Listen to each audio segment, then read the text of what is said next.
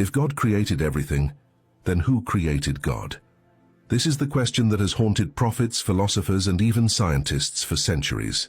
Edgar Cayce, often called the sleeping prophet, entered deep states of trance where he explored mysteries far beyond human understanding, and even in those states, he was confronted with this ultimate question: what was before creation, and what is the true nature of God? Before I take you into this journey, let me ask you, what do you personally believe came before creation?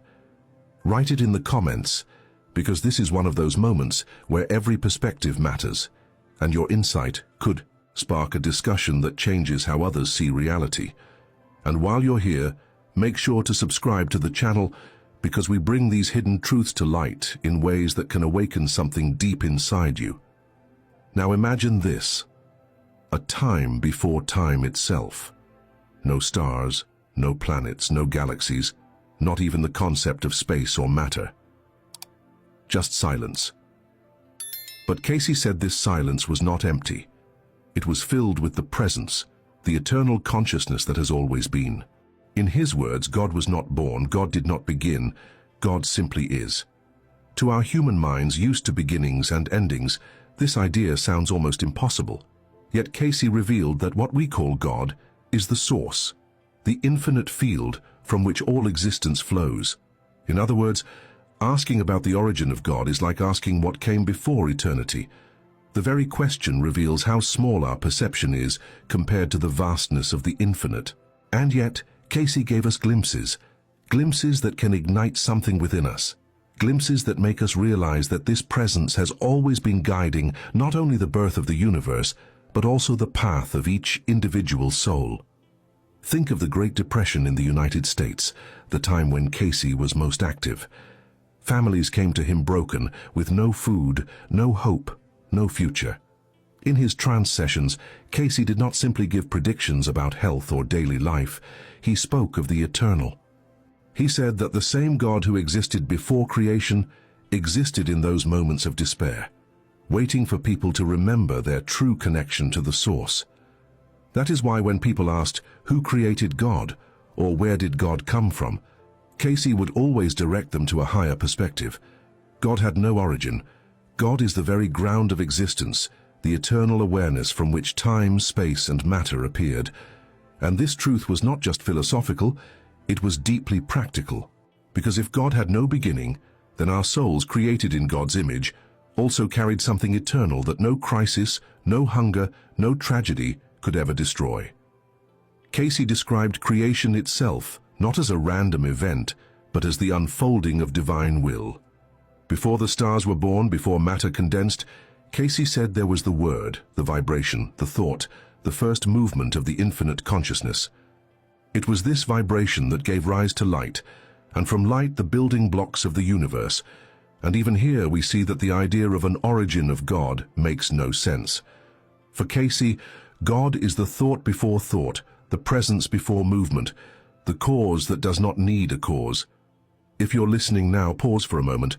Try to imagine silence so absolute that nothing exists, and then imagine realizing that even in that silence there is awareness. That awareness is God. That awareness is eternal, and you are part of it. For those who struggle with faith, this explanation is not about blind belief. It's about rethinking what existence really is. Science tells us that the universe had a beginning, the Big Bang. But Cayce, long before cosmologists, said that the universe was born from consciousness. Not chaos, not accident, consciousness. And this consciousness was God, eternal, self-existent. In one of his sessions, Cayce said plainly, God is, and beside him there is none other. No beginning, no end, just being. And within that being, the seeds of creation. Isn't it incredible? Because this means that when we ask, who created God, we are missing the point. The right question is, how do I awaken to the God that already lives within me? And this is where Cayce always brought it back to practical life.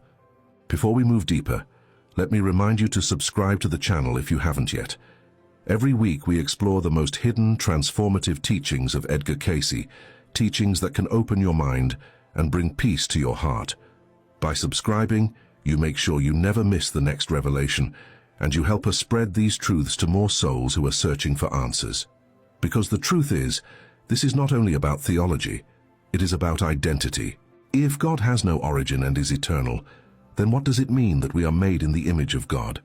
Cayce explained that each soul is a spark of that same eternal consciousness.